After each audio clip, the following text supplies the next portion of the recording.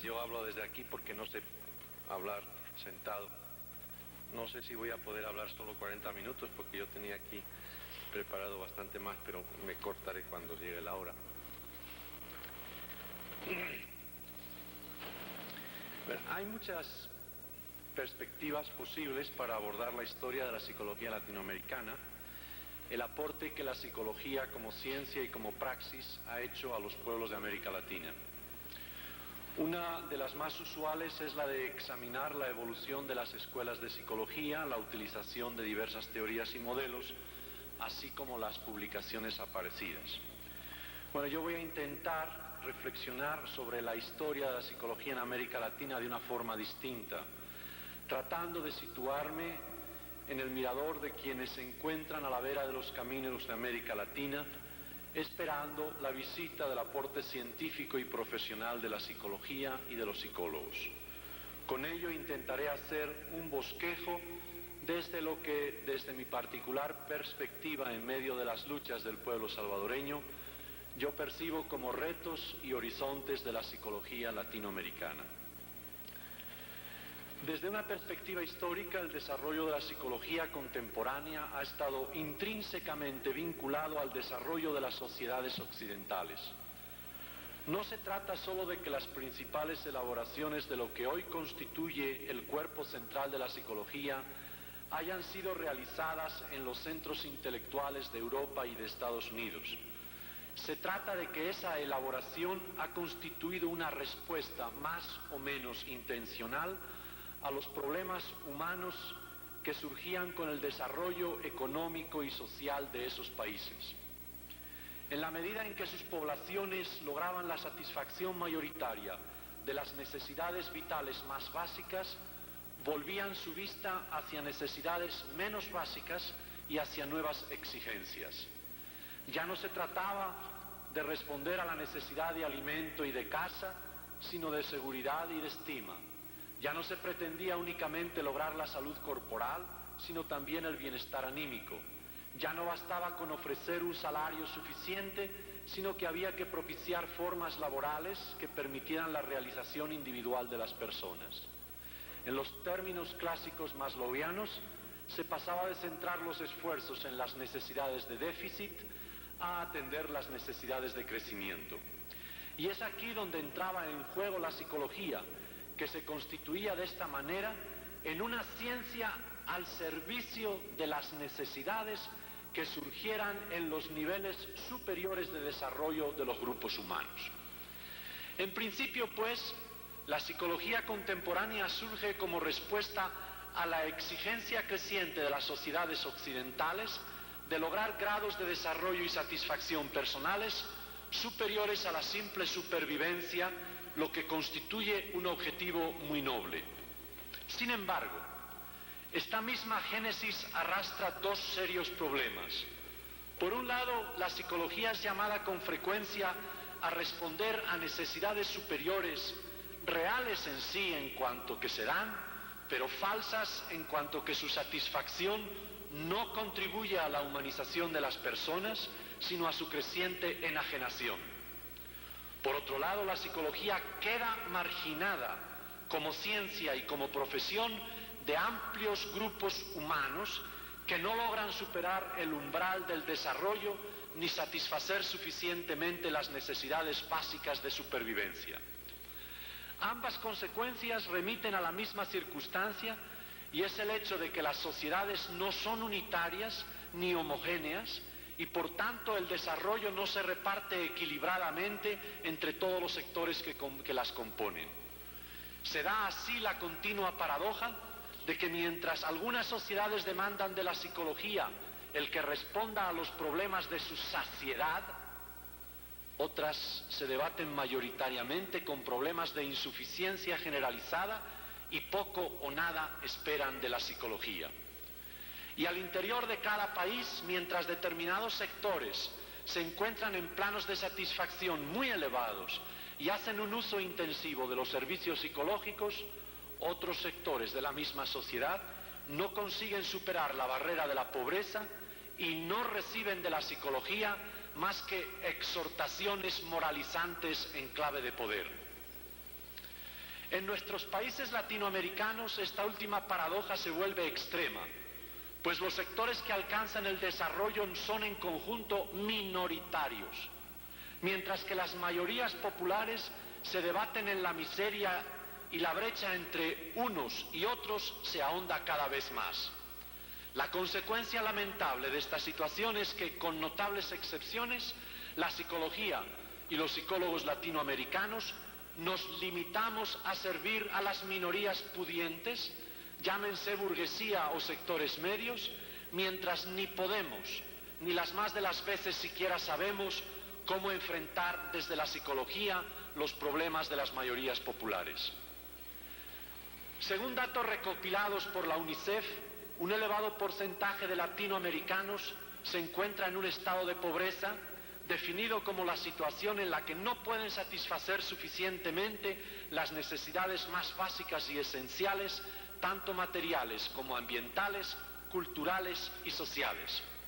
Así, por ejemplo, el 65% de las familias hondureñas, el 45% de las familias colombianas carecían en 1970 de capacidad económica para comprar los alimentos necesarios. 1 de cada 3 ecuatorianos, peruanos o salvadoreños en edad de trabajar se encontraba desempleado en 1980. 1 de cada 3. Para referirme a un caso de gran importancia política en los momentos actuales, el del área centroamericana, según datos de la CEPAL, el 65.2% de los habitantes de Centroamérica, es decir, 2 de cada 3, se encuentran en estado de pobreza, de los cuales 42.1% viven en estado de extrema pobreza.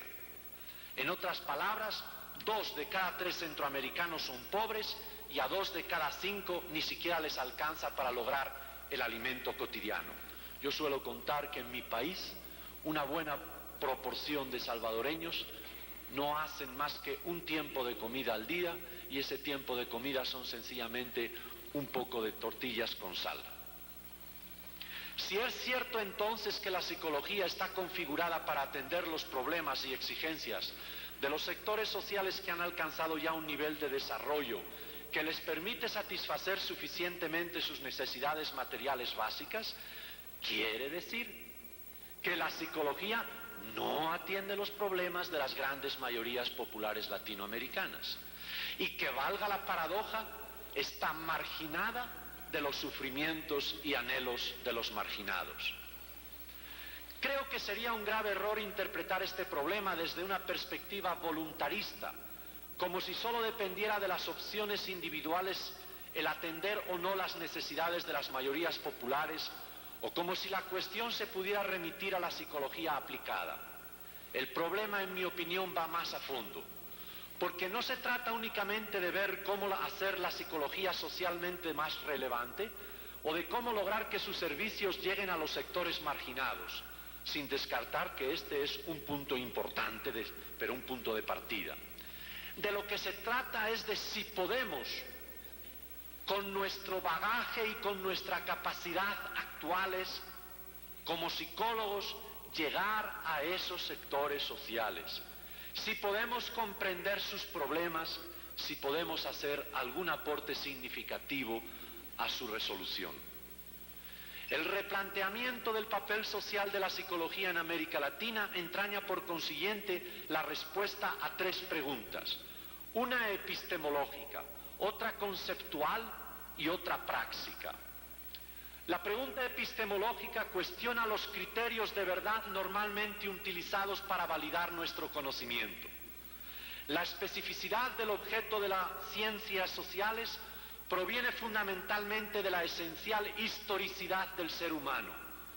La verdad social, por tanto, es siempre parcial y relativa, y la validación de una teoría, de un principio o de un modelo psicológico tiene que ser de distinto orden que en las ciencias físico-químicas.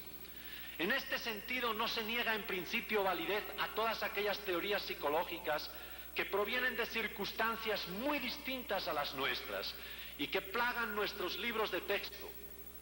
Lo que hay que subrayar es que se trata de verdades históricas, situadas tanto en su origen como en su intencionalidad objetiva.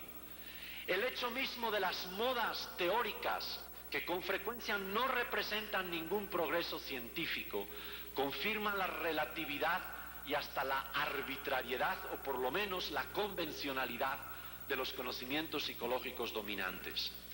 No se cuestionan en lo que tienen de verdad, sino en su pretensión de universalidad.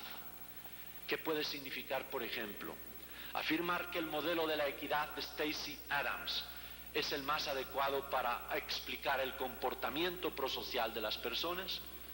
De hecho, la equidad es socialmente definida por quien tiene el poder. Para un rico de mi país es equitativo que el pobre coma unas tortillas y unos frijoles con suerte, mientras él va a comprarse los últimos modelos de vestido a Miami o a Nueva York. Eso es equidad.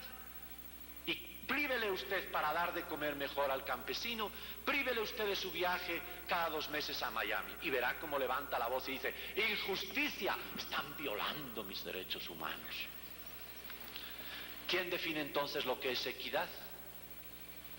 En síntesis, la pregunta epistemológica nos obliga a pensar cuáles deben ser los criterios que nos permitan determinar la verdad histórica de nuestros conocimientos psicológicos sobre las realidades que vivimos en Latinoamérica.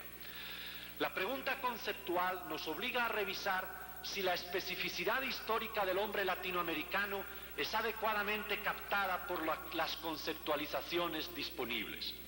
Muchos de los conceptos, teorías y modelos más utilizados en la psicología han surgido en condiciones muy diferentes, desde intereses sociales muy concretos y a la búsqueda de respuestas muy específicas.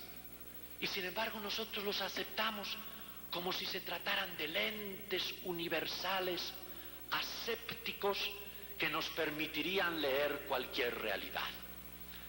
Por consiguiente, el problema con los modelos y los conceptos al uso no estriba tanto en lo que ven cuanto en lo que no ven, y sobre todo no tanto en lo que muestran cuanto en lo que son incapaces de captar, es decir, no en su positividad sino en su negatividad.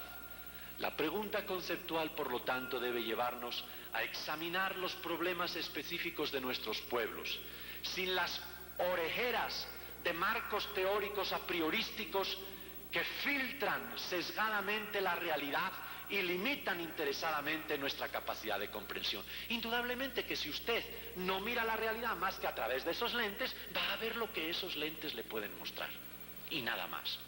Entonces usted va a decir: esa es la realidad. Momento, esa es la realidad que usted ve con esos lentes. Finalmente, la pregunta práctica nos lleva a examinar nuestro quehacer científico y profesional y los logros que históricamente ha alcanzado frente a los problemas más importantes de nuestros pueblos. ¿Cuál ha sido? ¿Cuál es objetivamente el aporte de la psicología al desarrollo integral de los pueblos latinoamericanos?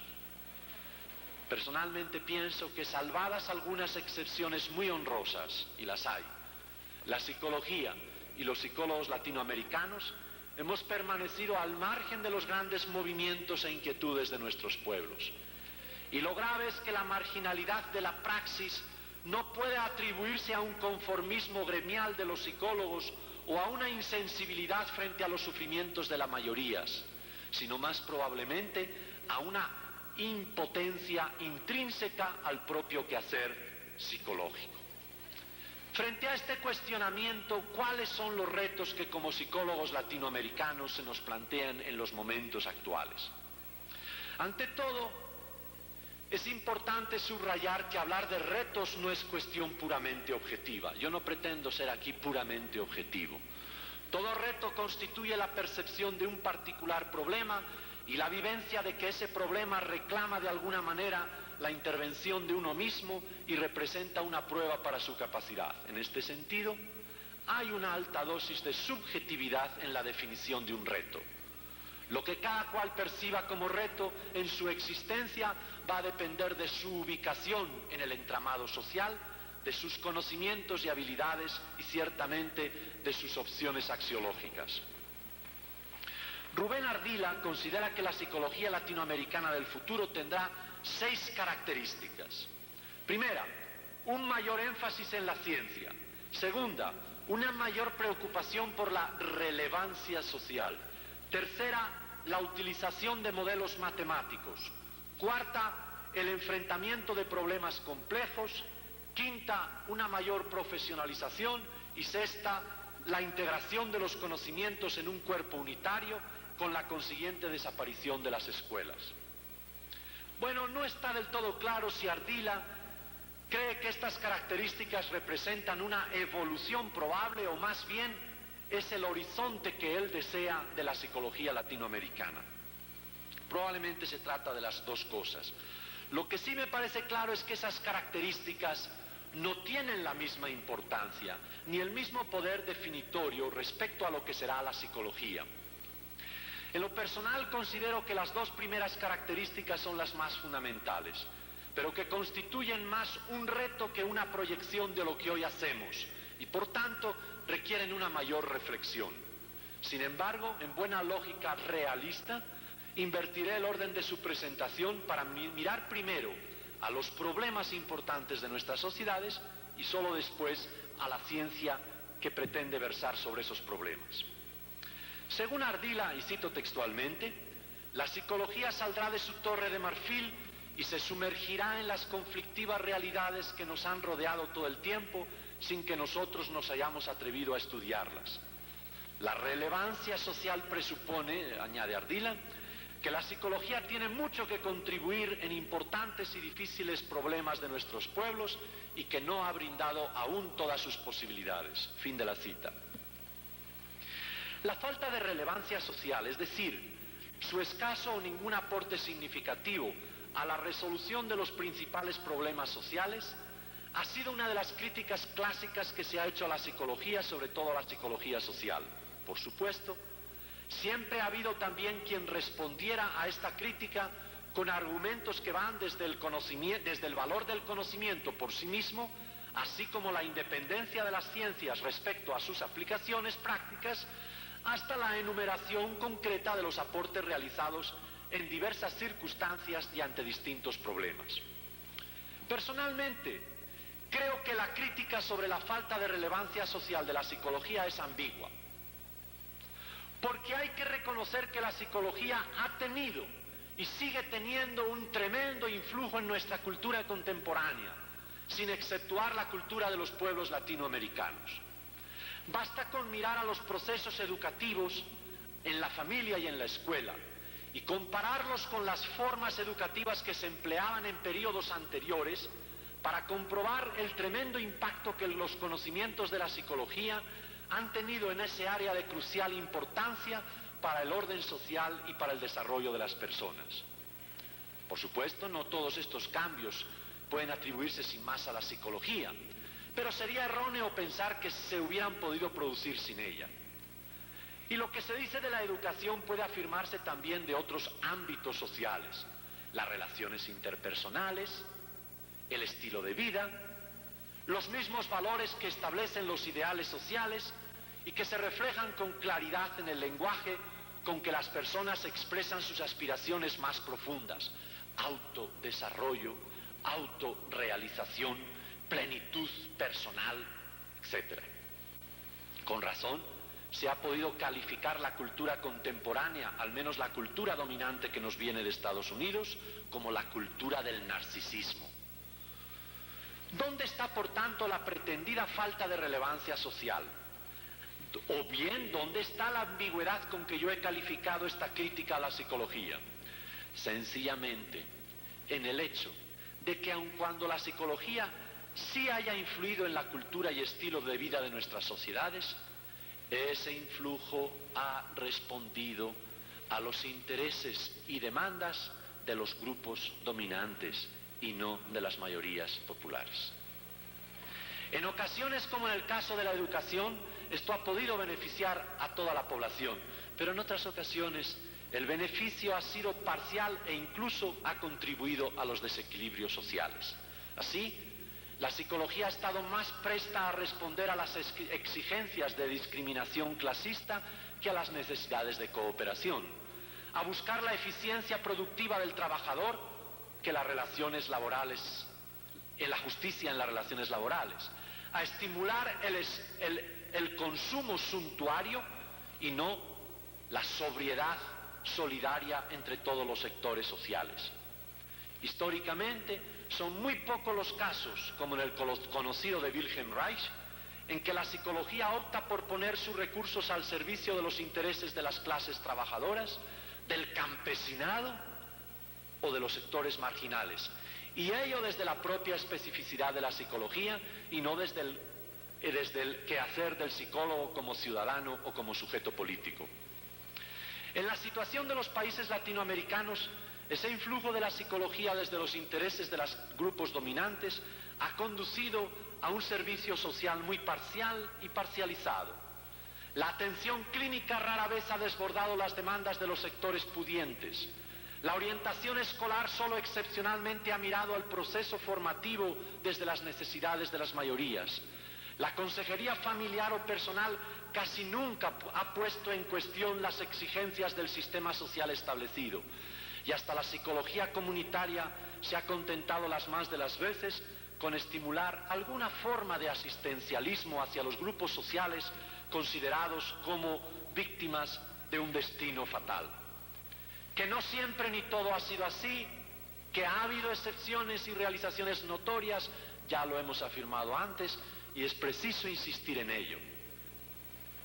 Pero hay que reconocer, mis estimados amigos, que ese no ha sido, ni es todavía la tónica dominante, y que más probablemente se trata de eso, excepciones.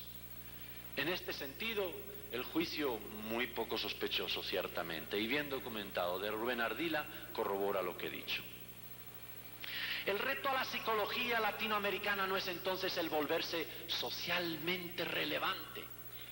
El reto lo constituye orientar su potencial influjo social a atender prioritaria o preferencialmente los intereses de los grupos dominados, los problemas de las mayorías populares, las esperanzas y los sueños de esos vastos sectores de nuestra población latinoamericana que siguen debatiéndose con las exigencias prosaicas de satisfacer sus necesidades materiales más básicas. La relevancia social se cifrará en atender a quienes han quedado marginados del progreso social y del bienestar superior que históricamente ha ofrecido la psicología.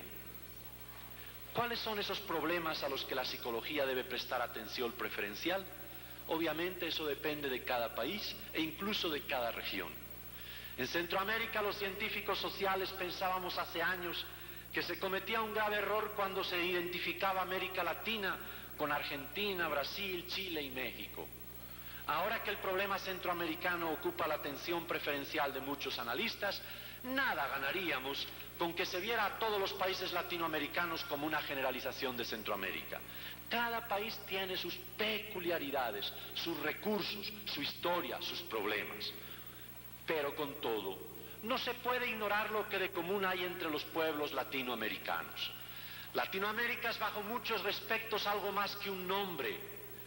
Y bien hemos podido nosotros centroamericanos verificar este hecho a través del importante aporte del grupo llamado de Contadora, después del llamado grupo de apoyo, etcétera, al que por lo menos le debemos el que no se generalizara la guerra en Centroamérica y el que se abriera al menos una puerta o una ventana hacia una solución pacífica.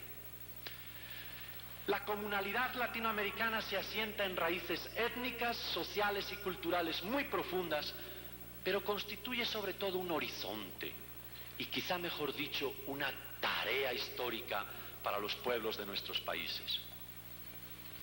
Desde una perspectiva socioeconómica, las sociedades latinoamericanas se encuentran subdesarrolladas o, como se suele decir en lenguaje eufemístico, en vías de desarrollo. Desde otra perspectiva, el problema más generalizado que confrontan los pueblos latinoamericanos es la imposibilidad objetiva de emerger a la historia como dueños de su propio destino. En términos freireanos podríamos afirmar que la característica más común más importante de los pueblos de América Latina no es tanto su herencia cultural común, por importante que ésta sea, sino esa situación estructural de dependencia y de opresión que les ha impedido y sigue impidiendo pronunciar su palabra histórica. El abrumador peso de la deuda externa que agobia y ahoga las economías latinoamericanas en el momento actual no es un fenómeno que pueda entenderse en forma aislada, sino que es la expresión última de unos procesos sociales regulados predominantemente por intereses foráneos o por las minorías internas aliadas o representantes de esos intereses. ¿Podrían ustedes decirme con toda razón que el problema del subdesarrollo y de la dependencia, e incluso el de la injusticia estructural de nuestros países, no es primaria y fundamentalmente un problema psicológico y ni siquiera psicosocial? Estoy de acuerdo con eso. Y lejos de mí pretender incurrir en un ingenuo reduccionismo psicologista que ignore los determinantes últimos del poder social.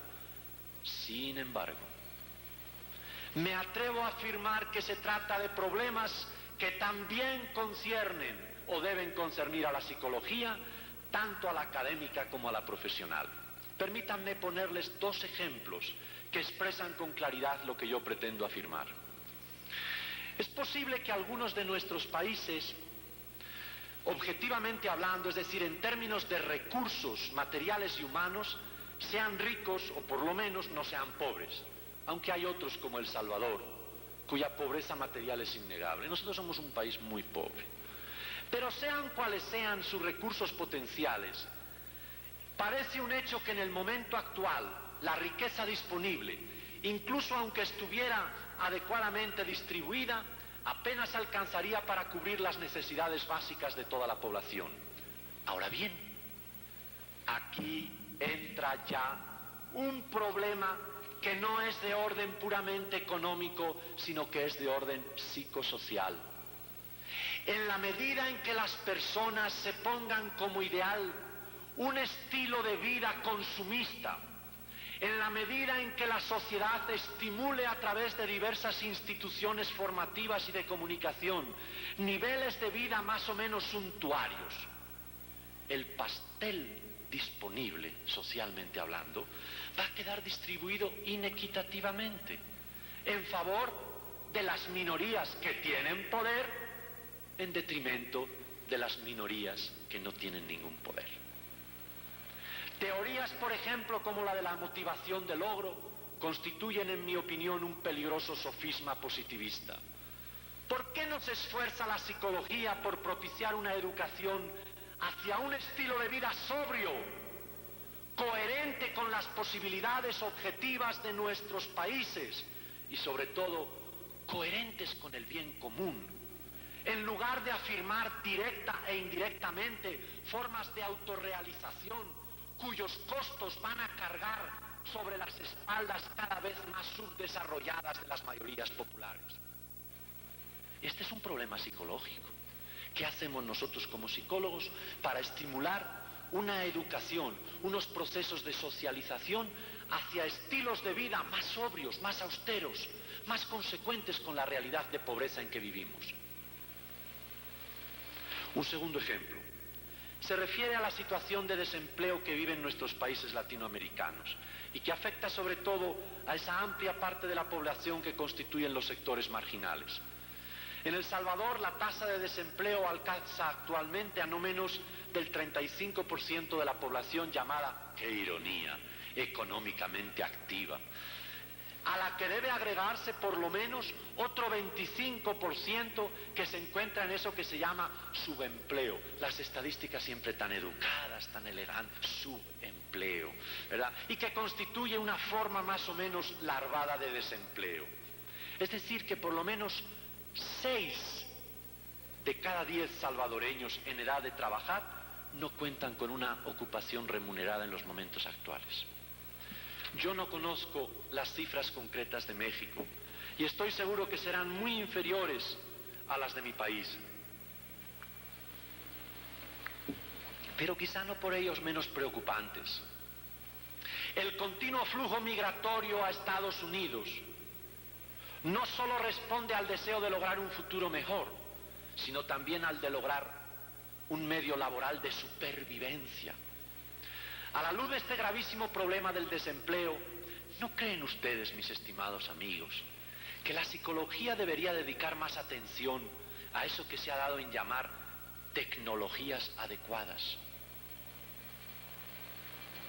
Salvadas todas las diferencias, y son muchas, recordemos el éxito que ha representado para un país como el Japón adoptar formas de organización laboral que respondían a la especificidad de su cultura y de sus necesidades objetivas.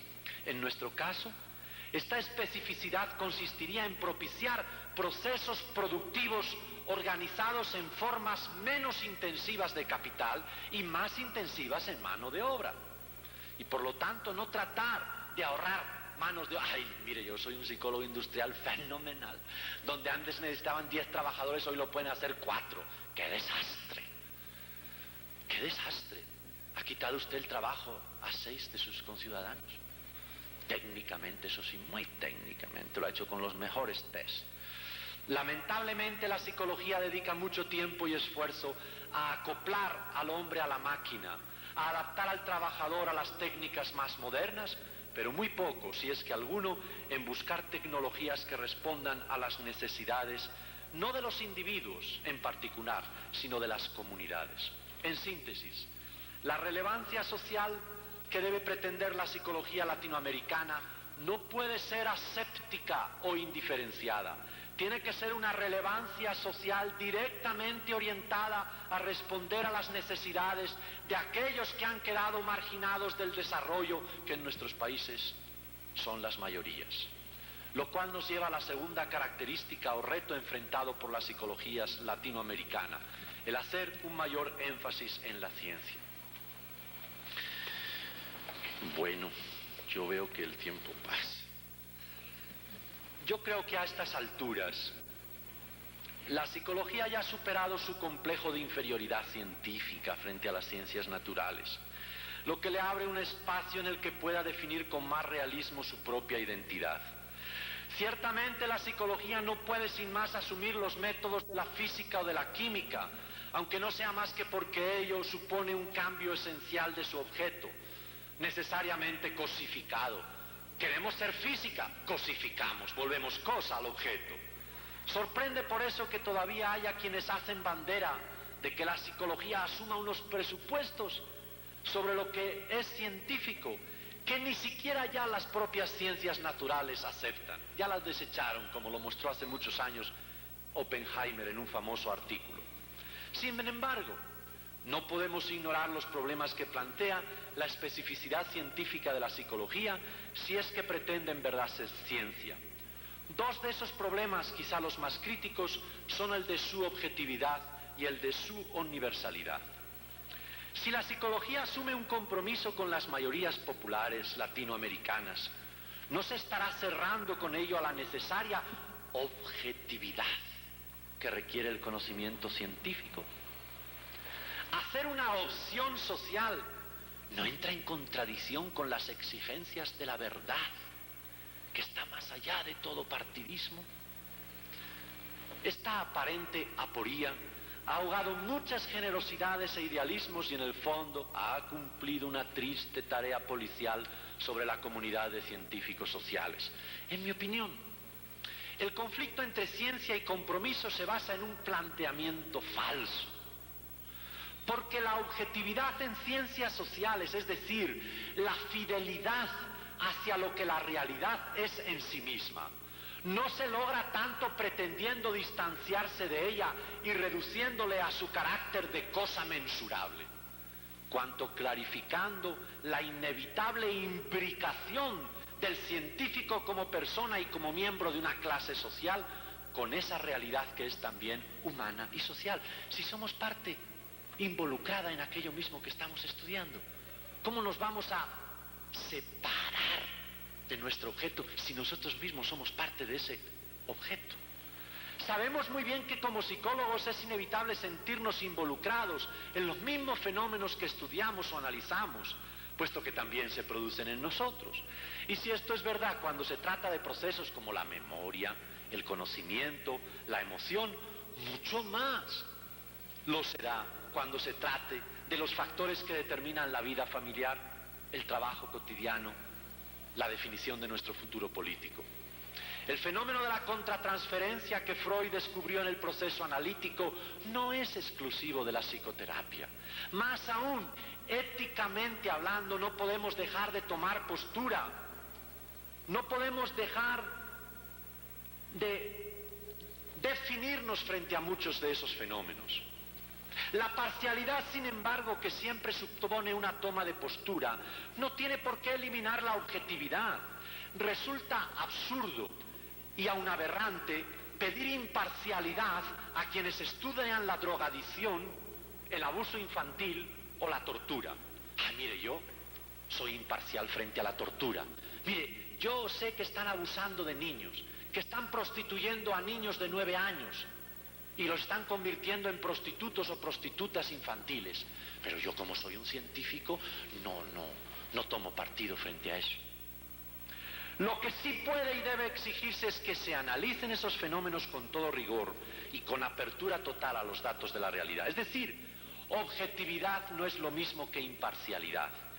La opción axiológica que lleva a rechazar ciertas cosas y a desear otras debe constituir siempre un horizonte que ilumine nuestro quehacer, y ello no como algo sobreañadido, sino como algo intrínseco a la propia actividad científica, académica o profesional. Bueno, voy a saltarme una parte para entrar en las perspectivas de la psicología latinoamericana. ¿Cuántos minutos me dan? Nada ya. Lo que quiera, no. No, voy a ver qué. Voy a ver de... Yo tengo aquí un planteamiento sobre las perspectivas para la psicología latinoamericana. He hablado de los retos. Vamos a ver, 10 minutos más. Muchas gracias, muy gentil. A ver qué puedo hacer en 10 minutos. Asumir una perspectiva sobre el futuro de la psicología latinoamericana puede constituir un ejercicio de simple proyección de tendencias actuales, o se puede intentar establecer un horizonte de quehaceres precisamente a partir de esos retos que los pueblos latinoamericanos plantean a la psicología. Yo voy a tomar este segundo enfoque. Entonces estaremos haciendo un planteamiento crítico y creativo que debe caracterizar siempre a una ciencia histórica. Yo propongo, a la luz de lo que acabo de mencionar, del diagnóstico que acabo de hacer sobre los pueblos latinoamericanos y los retos que su situación plantea a la psicología, me atrevo a proponerles como horizonte para el quehacer el de constituir una psicología de la liberación. Y la hipótesis específica de trabajo que quiero plantearles es que si la psicología latinoamericana quiere ser verdaderamente un vehículo de liberación, nos exige como condición esencial el que la misma psicología se libere de sus propias cadenas. En otras palabras, realizar una psicología de la liberación exige primero la liberación de la misma psicología. Es claro que esta propuesta se inspira en la llamada teología de la liberación, una teorización que desde la fe religiosa ha sabido reflejar, estimular y acompañar las recientes luchas de las masas marginadas latinoamericanas para lograr emerger con voz propia a la historia contemporánea. Si la psicología ha podido enriquecerse circunstancialmente, dejándose influir por los modelos de la física o de la cibernética, ¿por qué no dejarnos inspirar por un movimiento genuinamente latinoamericano que ha sido capaz de recoger y potenciar los anhelos más profundos de los pueblos oprimidos, transformando su sufrimiento en esperanza, su desvalimiento individual en fe comunitaria, su solidaridad para la supervivencia en fuerza para la transformación social? Y déjenme decirles, el que la teología de la liberación inquiete tanto en Roma como en Washington, el que preocupe por igual a Rockefeller y a Pinochet, es índice de que está tocando una fibra muy profunda de la realidad de opresión latinoamericana. ¿Qué puede significar una psicología de la liberación? ¿Cuáles serían sus rasgos distintivos? Yo proponía ya hace años 3 elementos que me parecen esenciales para la construcción de una psicología de la liberación. Primero, que la psicología descentre su atención de sí misma, de su estatus científico y social, para dedicarse en forma eficaz a atender los problemas lacerantes de las mayorías populares latinoamericanas. Dejemos de mirarnos al ombligo. ¿Soy científico? No soy científico. Tengo estatus, me reconocen, me distingo del psiquiatra, seré suficiente. Miremos los problemas de las mayorías latinoamericanas. Descentremos nuestra atención de nosotros mismos, que no somos el centro del universo. Segundo, que se propicie una nueva forma de buscar la verdad desde las propias mayorías populares. Y tercero, que se inicie una nueva praxis psicológica que al contribuir a la transformación del hombre y de la sociedad latinoamericanas nos permita conocer a uno y a otra no solo en lo que de hecho son, sino también en su negatividad, es decir, en todas aquellas potencialidades negadas por los actuales ordenamientos sociales. No nos interesa tanto descubrir quién es el hombre oprimido latinoamericano, ya sabemos, o en parte buena sabemos. Lo que nos interesa es descubrir y sobre todo hacer posible lo que el hombre latinoamericano, lo que los pueblos latinoamericanos pueden históricamente llegar a ser. ¿Dónde está la verdad? ¿En descubrir lo que somos o en hacer posible lo que debemos y queremos ser?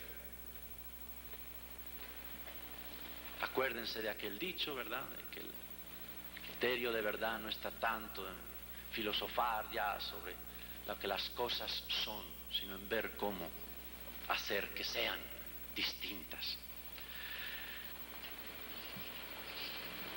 Déjenme brevemente elaborar ya no,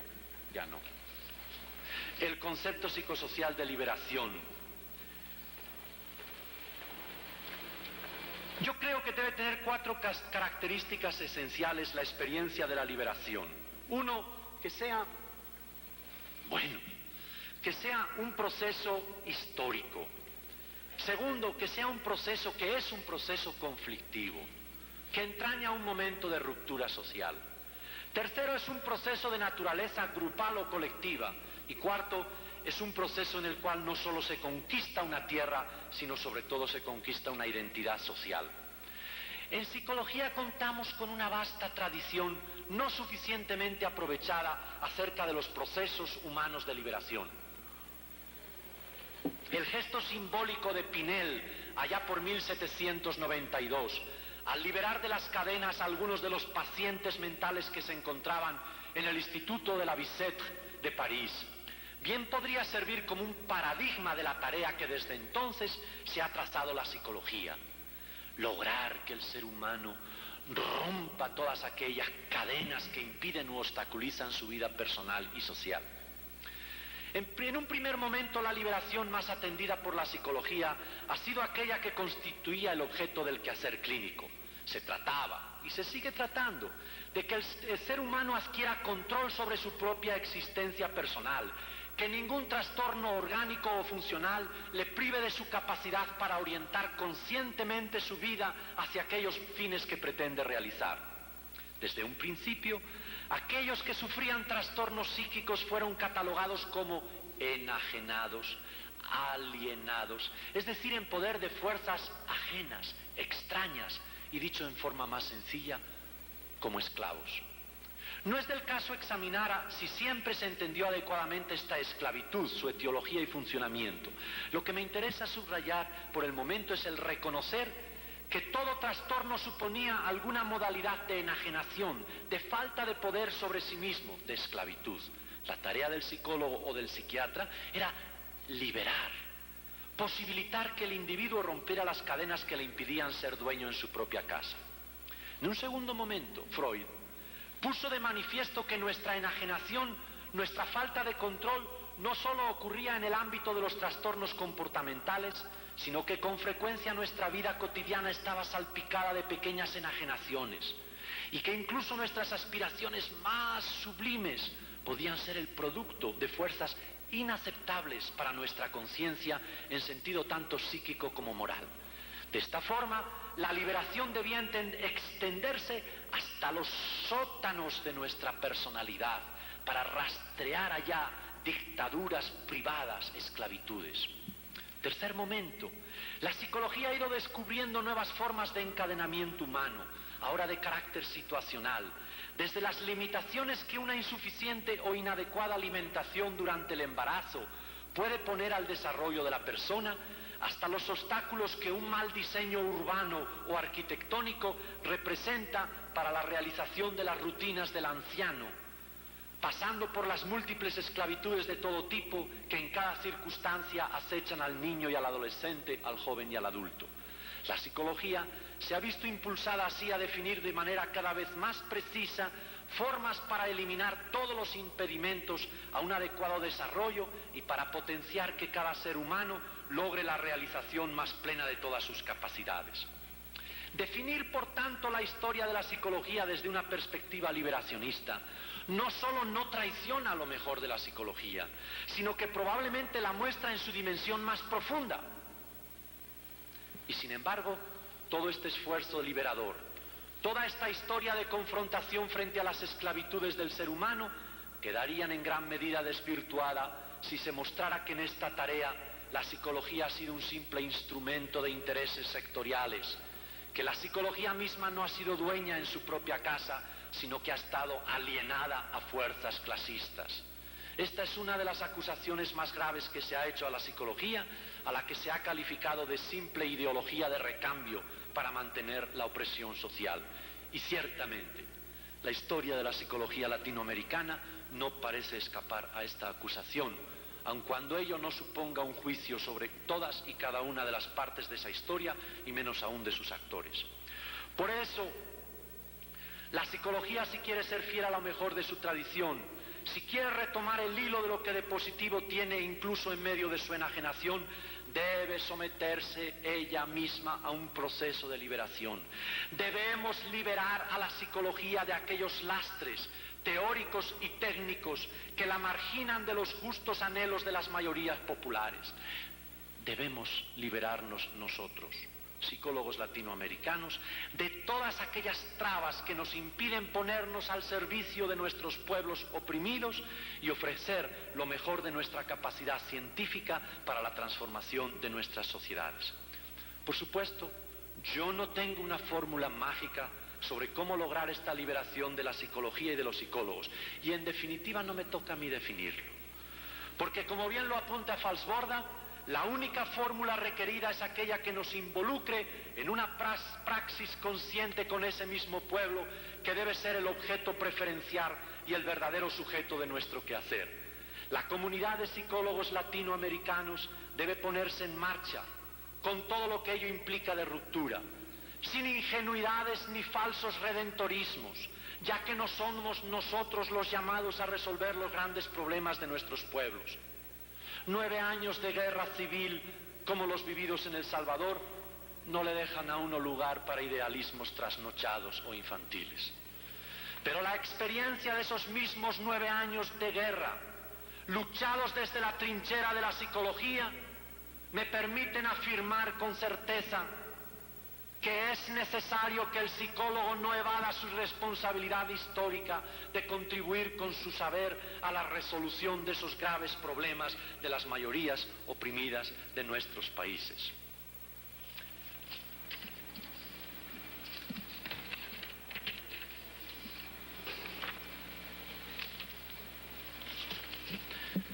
La elaboración que yo propongo es de una psicología popular.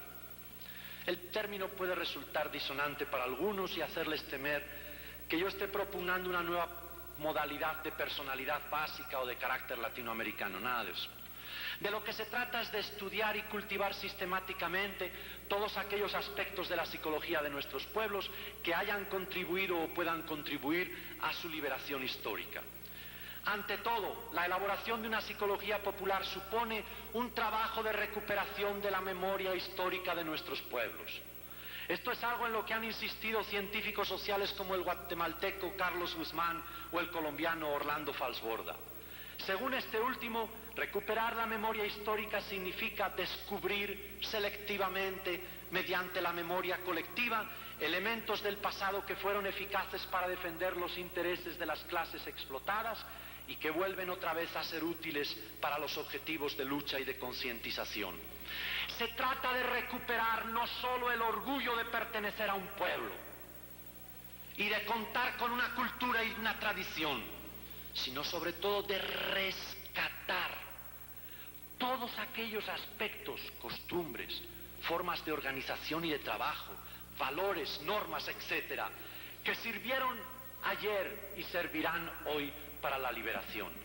Por eso la recuperación de la memoria histórica va a suponer la reconstrucción de unos modelos de identificación que, en lugar de enajenarnos y encadenar a nuestros pueblos a la noria del consumismo, nos abran al horizonte hacia la liberación colectiva.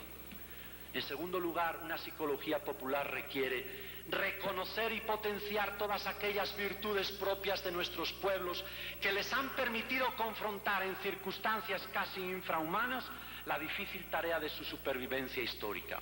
Virtudes como una inteligencia práctica, bien apreciable en muchos de los niños marginados de nuestras grandes urbes latinoamericanas, pero a la que tan ciegas son nuestras pruebas estandarizadas de inteligencia. Virtudes como la del indígena andino, cuya resistencia testaruda al cambio bien puede representar su último reducto de afirmación étnica frente al avasallamiento cultural. Virtudes como la solidaridad del campesino salvadoreño, que se hace cargo sin pedir nada a cambio de aquellos